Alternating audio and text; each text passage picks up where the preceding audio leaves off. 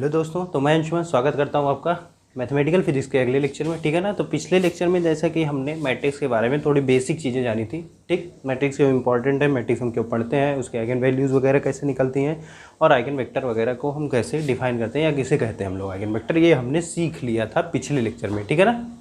तो आज के लेक्चर में मैंने बताया था कार्ली हैमिल्टन थ्योरम आपको बताऊँगा। ठीक, कुछ मैट्रिसेज टाइप ऑफ मैट्रिसेस के बारे में बताऊंगा, कौन कौन सी टाइप की मैट्रिक्स होती हैं, उनकी कुछ प्रॉपर्टीज़ के बारे में बताऊंगा जो कि क्वेश्चन सॉल्विंग के टाइम बहुत ही ज़्यादा मदद करती हैं। ठीक, वो भी बताऊंगा, वो भी आपको लिखते रहना है क्योंकि मैं यहाँ पे बोलूँगा, आपको वहाँ पे नोट करना है। ठीक है ना। दोबारा जो चीज़ें मैं यहाँ पे नहीं लिखूँगा वो मैं अगर बोलता हूँ तो आपको नोट कर लेना है। ठीक, इतना आप ध्यान रखेंगे। और आज ही के लिए मैं नेक्स्ट लेक्चर में हम लोग डायगोनलाइजेशन वगैरह के बारे में भी पढ़ेंगे। ठीक, तो आइए हम लोग शुरू करते हैं आज का लेक्चर मैट्रिक्स। ठीक है ना। मैट्रिक्स का कौन सा लेक्चर है? Second lecture. जैसे कि प्रीवियस लेक्चर में हमने जाना कि कैसे कैसे आइगन वैल्यूज़ वगैरह होती हैं, तो इस लेक्चर में हम देखते हैं कि कार्ली हैमिल्टन थ्योरम, जो कि बहुत ही इंपॉर्टेंट थ्योरम है मैट्रिक्स की, कार्ली हैमिल्टन। ठीक है, कार्ली हैमिल्टन थ्योरम। ये कार्ली हैमिल्टन थ्योरम क्या कहती है कि कोई भी स्क्वायर मैट्रिक्स है वो अपनी ओन आइगन वैल्यू इक्वेशन को फॉलो करती है। ठीक है ना। आइगन वैल्यू इक्वेशन कह दीजिए या आइगन वैल्यू इक्वेशन जो बनती है लास्ट में, उसको कैरेक्टरिस्टिक इक्वेशन भी कहते हैं। ठीक है। तो वो कोई भी मैट्रिक्स स्क्वायर मैट्रिक्स है वो अपनी कैरेक्टरिस्टिक इक्वेशन को, अपनी आइगन वैल्यू इक्वेशन को फॉलो करती है। जैसे मान लीजिए एग्जाम्पल के लिए इसका स्टेटमेंट आप नोट कर लेंगे जो मैंने बताया। जैसे मान लीजिए एग्जाम्पल के लिए मेरे पास कोई मैट्रिक्स है 2 0 -1 एंड 3। ठीक है, ये मेरे पास कोई मैट्रिक्स है, ये कोई मैट्रिक्स हो गई। ठीक है।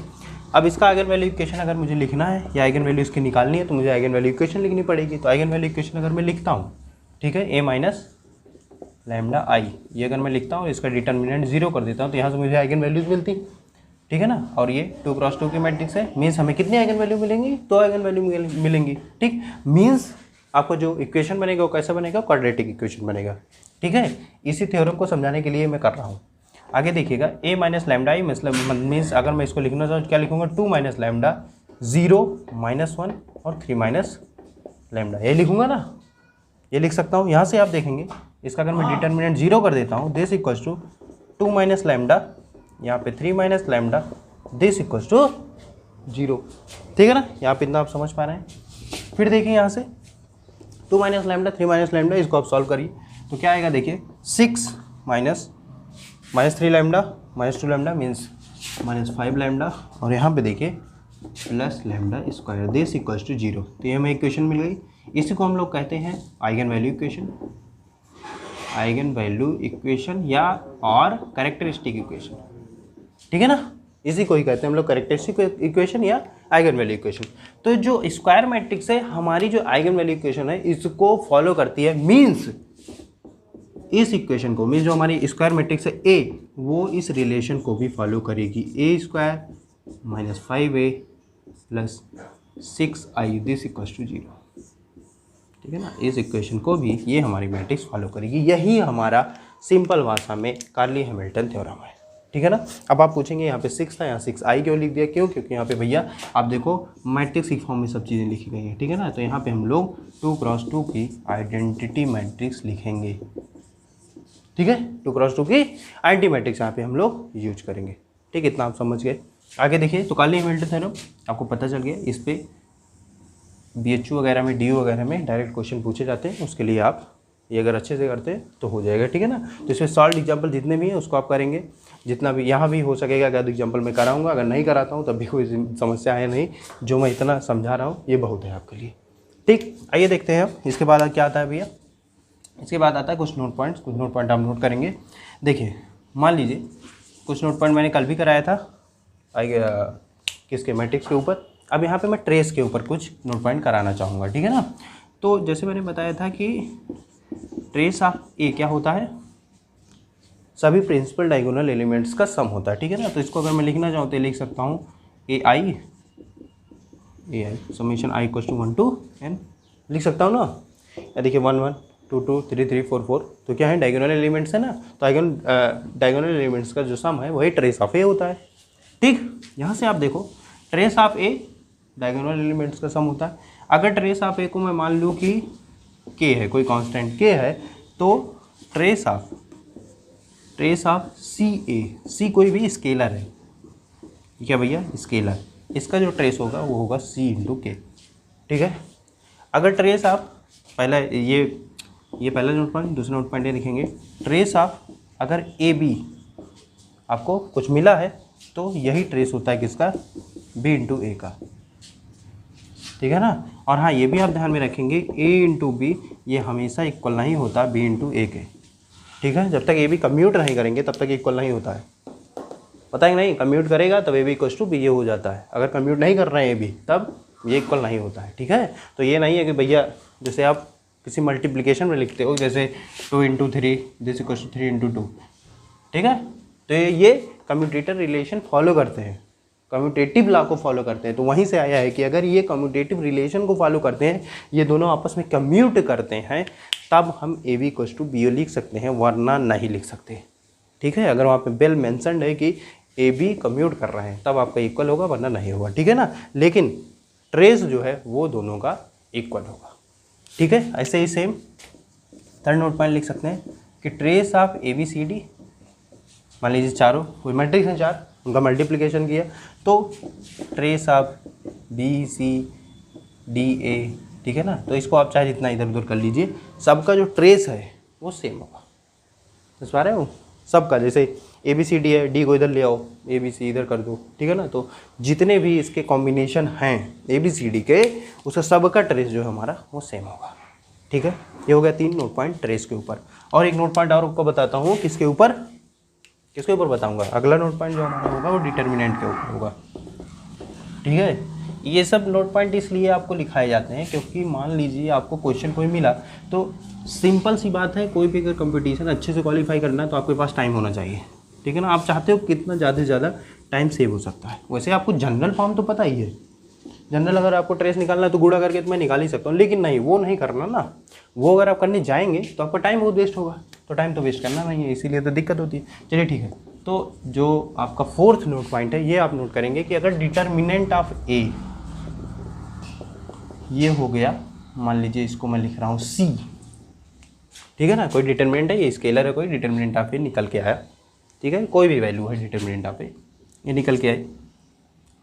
Then determinant of K into A, this equals to होता है K to the power N into C. N क्या है, order of matrix A.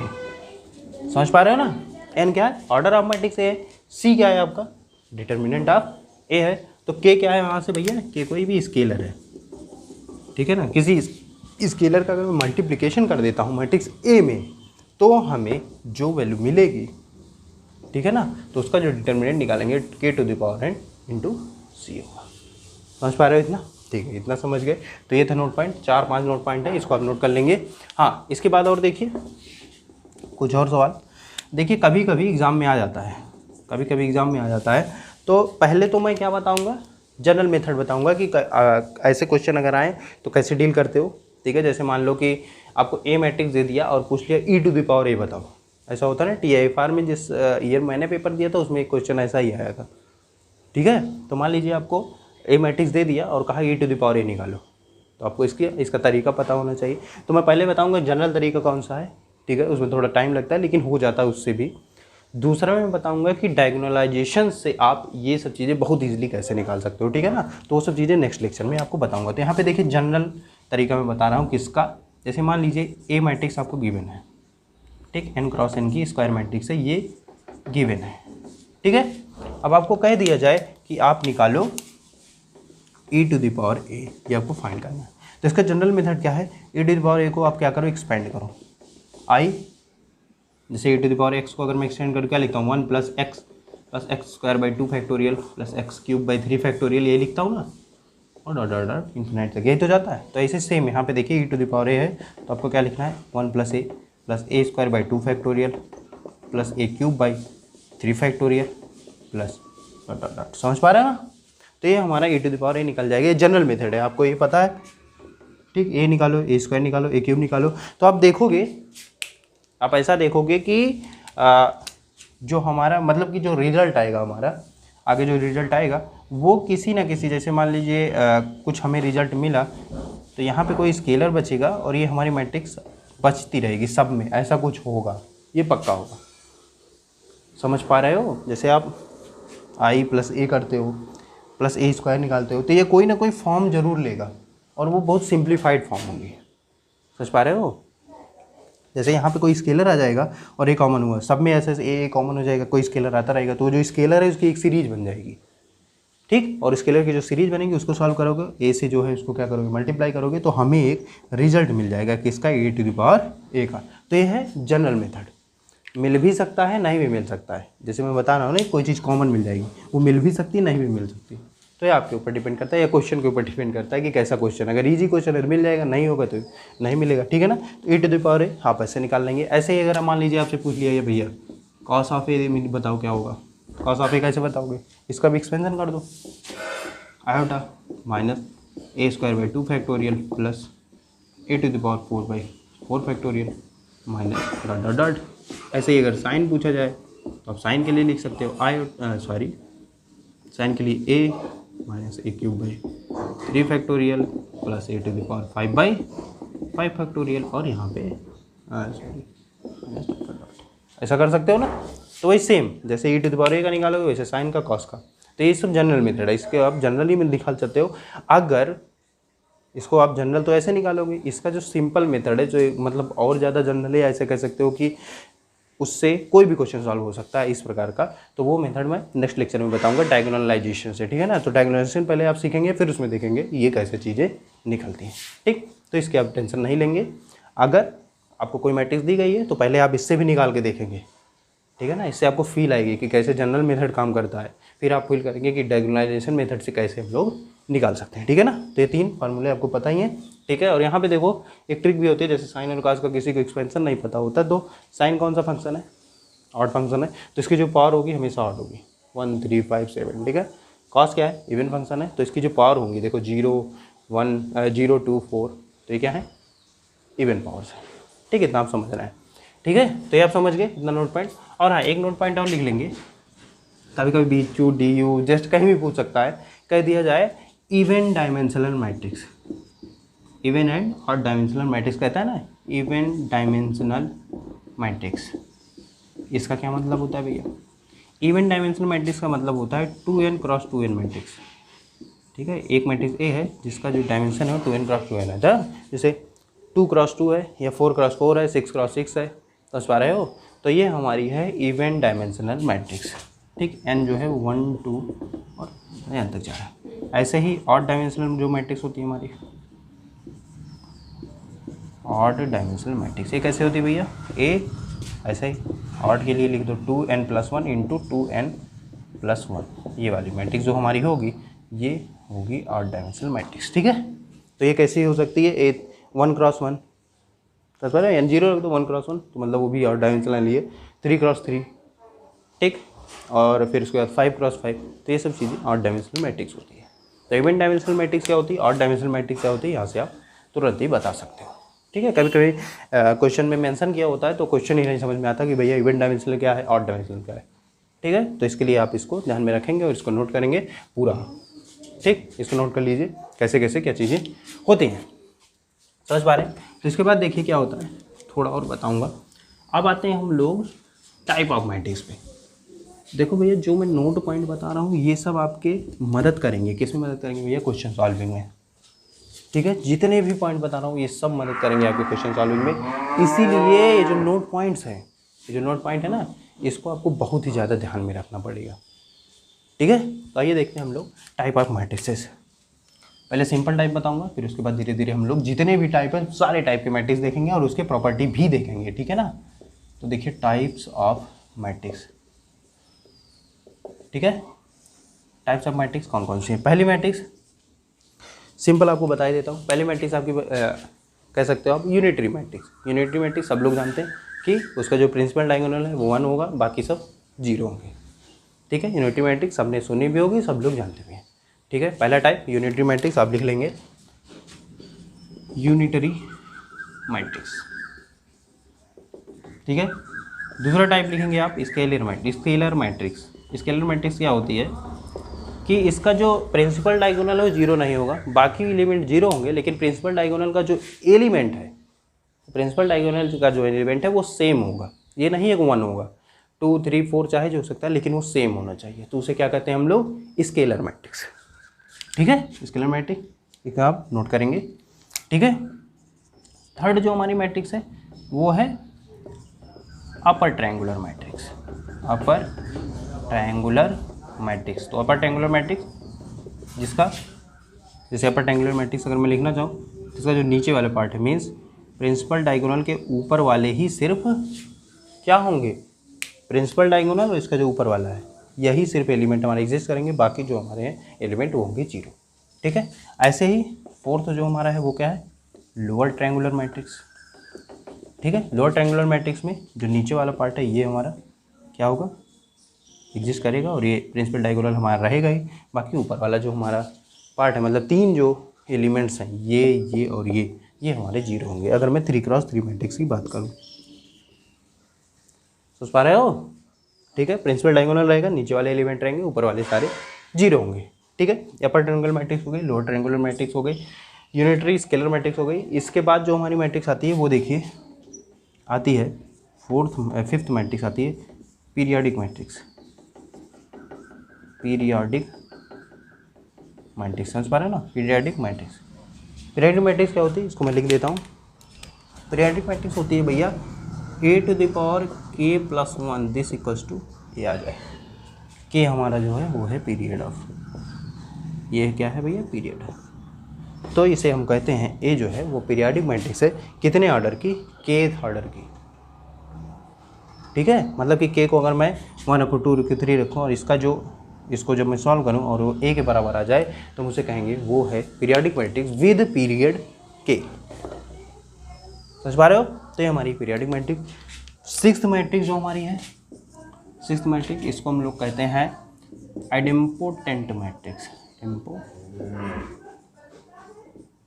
Idempotent matrix. ठीक है, आइडेम्पोटेंट मैट्रिक्स ये भैया एक प्रकार की आप कहेंगे तो ये पीरियाडिक मैट्रिक्स ही होती है जिसका पीरियड होता है 1। ठीक है, a² दिस इक्वल्स टू होता है a। ठीक है, इसका जो पीरियड है आप देख सकते हैं, अगर कंपेयर करें तो पीरियड इक्वल्स टू है 1।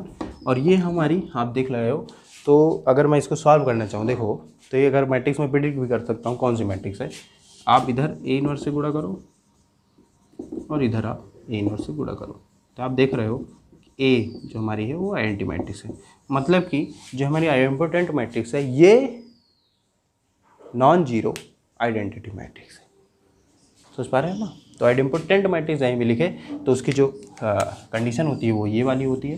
ठीक है, और इसका पीरियड जो है वो 1 होता है। ये बेसिक है, समझ पा रहे हो एकदम? ठीक है, ये हो गया। 7 देखिए, 7th मैट्रिक्स जो हमारी होती है वो होती है निलपोटेंट मैट्रिक्स। कौन सी होती है भैया? Nilpotent matrix. जैसे हमारी आइडेम्पोटेंट मैट्रिक्स होती है इसमें a² इक्वल्स टू क्या होता है? a हो जाता है। इसमें a⁴p, मतलब कि कोई भी अगर मैं ऑर्डर लिखूँ, अगर मैं यहाँ पे कोई भी ऑर्डर लिखूँ जैसे a⁴p दिस इक्वल्स टू क्या आना चाहिए? 0 आना चाहिए। कोई भी स्क्वायर निकालो चाहे जो निकालो, चाहे मतलब कि p को कुछ भी रख दो, 1 2 3 4 5 6 चाहे जो रखो, यहाँ पे इसकी जो वैल्यू आनी चाहिए वो 0 आनी चाहिए। तो ये हमारा होता है निलपोटेंट मैट्रिक्स। ठीक है, या इसको कह सकते हो आपकी इसके सभी एलिमेंट 0 होने चाहिए, तभी तो भैया 0 आएगा। आएगा कि नहीं? सही बात है, आएगा तभी।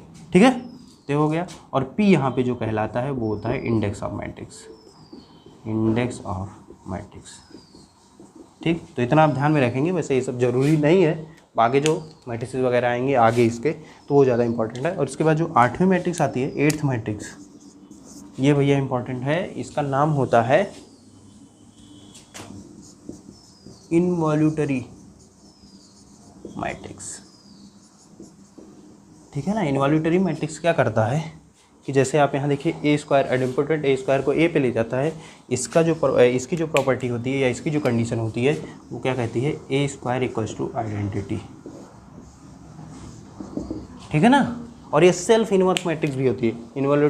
इनवॉल्यूटरी मैट्रिक्स जो होती है ये सेल्फ इन्वर्स मैट्रिक्स होती है। जैसे ए इन्वर्स यहाँ गुणा करो, ए इन्वर्स यहाँ गुणा करो, तो देखोगे ए इधर बचेगा, ए इन्वर्स इधर, तो ये क्या होता है a equals to a inverse. आप यहाँ भी देख सकते हो this equals to a inverse, मतलब कि ये सेल्फ इन्वर्स मैट्रिक्स है, खुद का ही इन्वर्स है। समझ पा रहे हो, इनवॉल्यूटरी मैट्रिक्स जो है ये खुद का ही इन्वर्स की एक मैट्रिक्स है। समझ पा रहे हो, तो ये हमारी इनवॉल्यूटरी मैट्रिक्स है। तो ऐसी मैट्रिक्स आपको 8 प्रकार की मैट्रिक्स आप लिखिए। इसके बाद जो मैट्रिक्स आती है उसको भी बताता हूँ, देखिएगा। तो टाइप ऑफ मैट्रिक्स में ये 8 हो गया। इसके बाद देखिए बहुत इंपॉर्टेंट इसके बाद आने वाली है। इसके बाद जो आती है वो होती है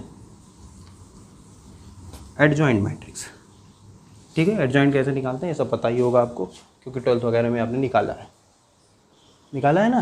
क्या करते हैं, कोफैक्टर का ट्रांसपोज। तो जो 9th मैट्रिक्स है, 9th जो मैट्रिक्स है ये भैया एडजॉइंट मैट्रिक्स। ठीक है, एडजॉइंट मैट्रिक्स। तो एडजॉइंट मैट्रिक्स क्या होती है, कोफैक्टर ऑफ ए, मतलब ये कोई भी मैट्रिक्स है जिसका हम एडजॉइंट मैट्रिक्स निकालना है, इसका ट्रांसपोज होती है एडजॉइंट ऑफ ए। ठीक है, तो एडजॉइंट मैट्रिक्स जो है कोफैक्टर का ट्रांसपोज होती है। कोफैक्टर क्या निकालते हैं, कैसे निकालते हैं, कोफैक्टर कैसे निकालते हैं याद है? चलिए ठीक है, अगर नहीं याद है तो बता देता हूँ। देखिए क्या होता है कि मान लीजिए हमारे पास कोई मैट्रिक्स है a B c and d. ठीक है, 2x2 की मैट्रिक्स मैं बता रहा हूँ, आगे आप कर लेंगे खुद ही। ठीक, तो पहले कोफैक्टर निकालने के लिए पहले हम लोग निकालते हैं 12th का ये तरीका मीनर। ठीक है ना, मीनर निकालते हैं कैसे। मीनर निकालने के लिए आप क्या करो, फर्स्ट प्लेस पे अगर आपको मीनर निकालना है तो आप क्या करो कि फर्स्ट प्लेस ये कॉलम और ये वाली रो आप रोक दो। ठीक है ना, बाकी का डिटर्मिनेंट निकाल दो।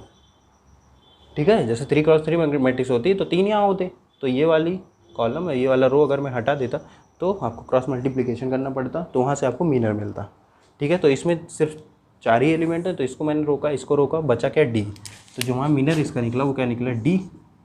इसके लिए इस वाली प्लेस के लिए डी निकल गया ना, इसके लिए क्या निकल जाएगा भैया सी, इसके लिए क्या निकल जाएगा बी, और इसके लिए क्या निकल जाएगा ए। उस बारे हो, उसके करिस्पॉन्डिंग जो कॉलम है उसको रोकिए और उसको आप लिख दीजिए, तो ये मीनर हमें मिल गया। क्या मिल गया, मीनर। अगर इसका कोफैक्टर निकालना है, कोफैक्टर, तो कोफैक्टर निकालने के लिए इसी का क्या करते हैं आप लोग, प्लेस का जो प्लेस की पोजीशन है, जैसे इसको मैं अगर लिखूं तो इसकी पोजीशन क्या है, देखिएगा पोजीशन में लिखता हूँ, इसकी पोजीशन है A11, इसकी पोजीशन क्या है A12, और रो पहले लिखा था जाता है कॉलम बाद में। ठीक है ना, AIJ, तो ये क्या है भैया, रो है, तो ये क्या है, कॉलम है। समझ पा रहे हो ना। तो यहाँ पे देखो A11 A1, तो यहाँ पे A21 और A22 लिखते हो ना, लिखते हो। तो यहाँ पे देखो, तो यहाँ पे जो हम लिखते हैं कोफैक्टर को लिखते हैं -1⁻⁻I+J।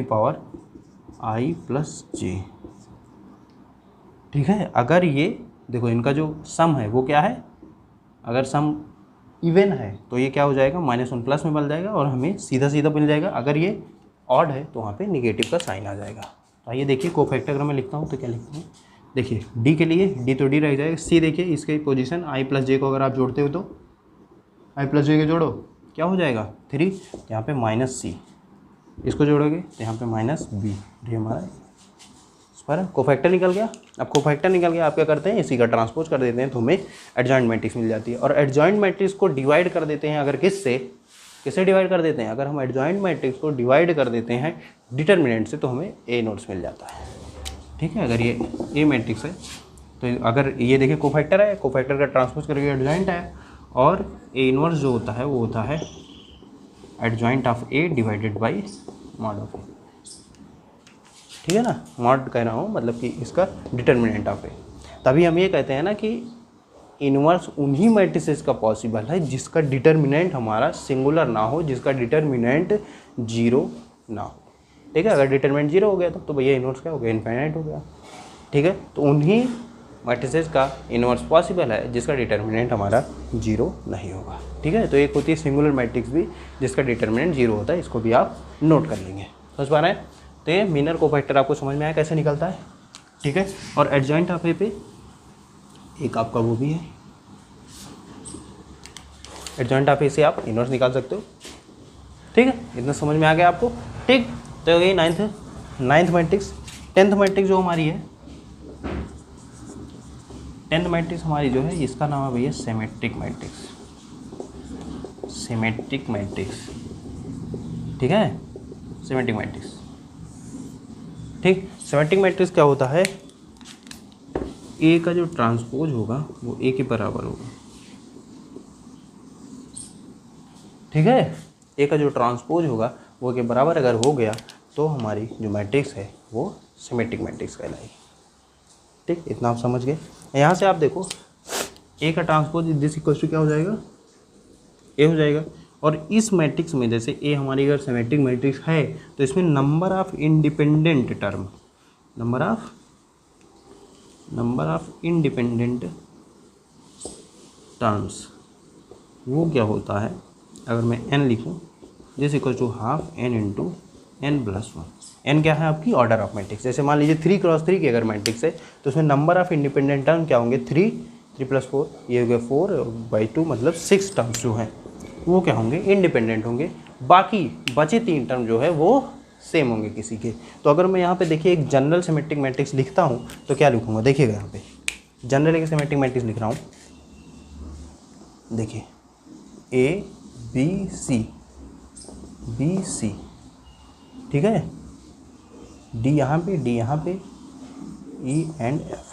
तो ये हमारी है एक जनरल सिमेट्रिक मैट्रिक्स। इसमें देखिए आप देखेंगे इस सिमेट्रिक मैट्रिक्स से ए के ट्रांसपोज ए के बराबर आ रहा है भैया, और इसके अलावा कुछ बना भी नहीं सकते आप। अब देखेंगे, अब देखिए ए बी सी डी, अब देखिए ए बी सी अगर आप इसका ट्रांसपोज लेते हैं, इसको इधर लाइए, इसको इधर लाइए, इसको इधर लाइए, तो ये पूरी मैट्रिक्स जो है ए के बराबर आ जाएगी, कोई समस्या नहीं है। ट्रांसपोज इक्वल टू ये सेटिस्फाई कर रहा है सिमेट्रिक मैट्रिक्स से, ठीक है ना।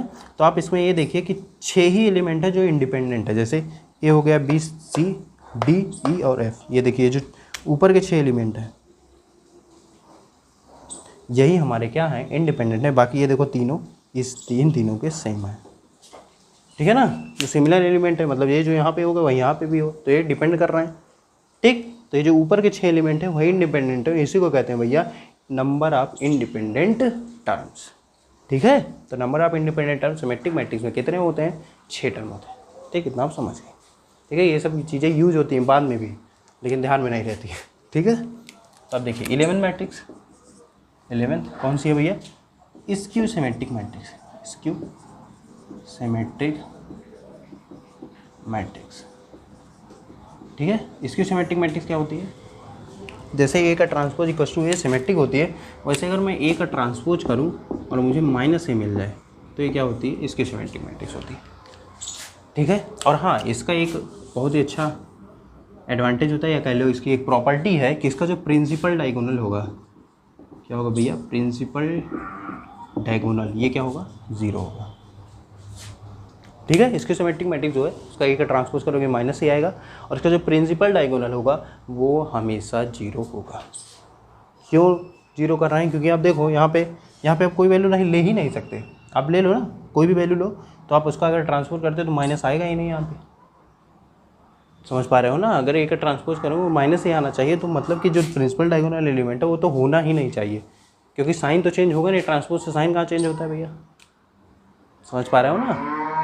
तो साइन अगर आपको चेंज करना है तो प्रिंसिपल डायगोनल एलिमेंट आपका 0 होना चाहिए, मतलब कि इस मैट्रिक्स की जो प्रॉपर्टी है वो प्रिंसिपल डायगोनल एलिमेंट हमारा 0 होना चाहिए। और इसमें जो नंबर ऑफ इंडिपेंडेंट टर्म होते हैं, मतलब कि मैं लिख रहा हूँ n, तो क्या होता है, half n into n minus 1, ठीक है। तो अगर 3x3 की मैट्रिक्स है, ये देखिए order of matrix, n equals to order of matrix, ठीक है। यहाँ पे देखिए n जो है वो क्या है, 3, तो हाफ इंटू 3 माइनस 1 कितना हो जाएगा, 2, यहाँ से 3, मतलब कि 3 एलिमेंट हमारे क्या हैं, वो इंडिपेंडेंट है। मतलब कि अगर मुझे लिखना है एक जनरल अगर मैट्रिक्स में लिखना चाहूँ तो लिख सकता हूँ यार, कैसे लिख सकते हैं, देखो अगर मैं लिखना चाहूँ तो हाँ, इसको 0 ही लिखना है, ठीक है। यहाँ पे माइनस बी माइनस सी माइनस डी लिख दो, यहाँ पे बी सी एंड डी लिख दो,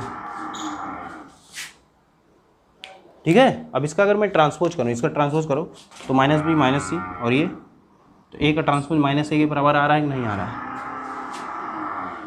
अरे भैया ए का ट्रांसपोज माइनस ए के बराबर आ रहा है। और यहाँ पे देखो ये जो तीनों एलिमेंट हैं यही इंडिपेंडेंट है, बाकी ये तो डिपेंड कर रहा है ना, माइनस का गुणा कर दो डिपेंड हो गया कि नहीं हो गया, सोच पा रहे हो। तो ये जो एलिमेंट है हमारे, ये डिपेंड कर रहे हैं इस पे। तो ये तीनों, यही तीन एलिमेंट जो हैं, या इसको कह सकते हो यही जो तीन एलिमेंट है यही इंडिपेंडेंट है, बाकी ये इस पे डिपेंड कर रहा है। मीन्स अगर मुझे ये पता हो तो मैं ये लिख सकता हूँ, ठीक है ना। डिपेंडेंसी कैसे चेक करते हैं, जैसे मान लो मुझे कैसे पता चलेगा कि कोई भी एलिमेंट किसी पे डिपेंड है, या मैं कैसे जान पाऊंगा इंडिपेंडेंट एलिमेंट्स है। कैसे इंडिपेंडेंट एलिमेंट्स है, जैसे कि अगर मैं कोई एलिमेंट लिखता हूँ तो उसके करस्पॉन्डिंग में अगर कोई भी एलिमेंट ना लिख पाऊँ तब तो इंडिपेंडेंट है, चाहे जो लिख रहा हूँ। लेकिन अगर डिपेंड कर रहे हैं तो मतलब एक लिखा दूसरा मुझे मिल जाएगा खुद पर खुद। जैसे अगर मैं लिखूँ x1 = 2x2, तो मतलब कि x2 हमारा x1 पे डिपेंड कर रहा है, या x1 x2 पे डिपेंड कर रहा है ना। कि जैसे मैं x2 लिखता हूँ तुरंत मुझे x1 मिल जाता है, जैसे मैं x1 लिखता हूँ तुरंत मुझे x2 मिल जाता है। तो दोनों आपस में क्या है, डिपेंडेंट है, ठीक है ना। मीन्स एक वैल्यू आप दोगे तब भी आपको दोनों वैल्यूज मिल जाएंगी, x1 और x2। तो इस बार आप x2 दो x1 मिल जाएगा, x1 दो x2 मिल जाएगा। तो क्या है, लीनियरली डिपेंडेंट है, ठीक है ना। तो इसमें इंडिपेंडेंट कितने, एक ही टर्म है। आप एक को इंडिपेंडेंट कर सकते हो, एक की वैल्यू आप खुद से रख सकते हो, बाकी दूसरे की आप नहीं फिक्स कर सकते। तो ऐसी वैल्यू जो हम फिक्स नहीं कर सकते, ऐसी वैल्यू जिसको हम फिक्स नहीं कर सकते, जो अपने आप ही आ जाएंगी, वो क्या है, डिपेंडेंट, ठीक। और जिसकी वैल्यू हम खुद ही फिक्स कर सकते हैं वो क्या होती है, इंडिपेंडेंट, ठीक है। तो इतना आप समझ गए, इसके सिमेट्रिक मैट्रिक्स इसको समझ गए।